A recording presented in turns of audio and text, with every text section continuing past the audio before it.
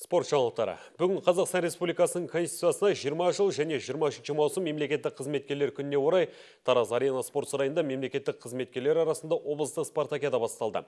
Оған облысымыздың барлық өңірлерінен 700-ге жуық мемлекеттік қызметкер қатысады деп жоспарлануда.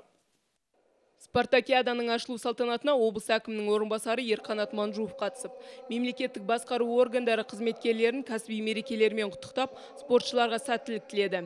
Бағдарламаның өтуіне облыстық дене шынықтыру және спорт басқармасы мен Қазақстан Республикасының мемлекеттік қызмет істері және сыбайлас жемқорлыққа қарсы іс-қимыл агенттігінің Жамбыл облысы бойынша департаменті мұрындық болуда.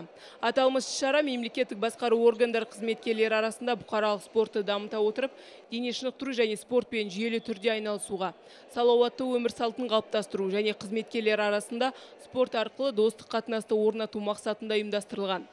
2 күн бойы облыстық әкімдік аппараты, 10 аудандар мен Тараз қаласы әкімдігінің аппараттары, сондай-ақ облыстық басқармалар мен департаменттердің құрама командалары спорттың 10 түрін бойынша сынға түспек. Департаменттің атынан өзіміздің командамызды әзірлеп, спорттың барлық түрінен қатысуға әзірміз.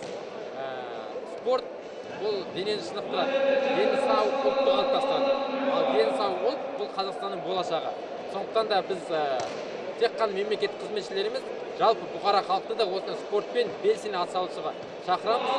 Бүгінгі додада жеңіске жетеміз деп ойлаймыз.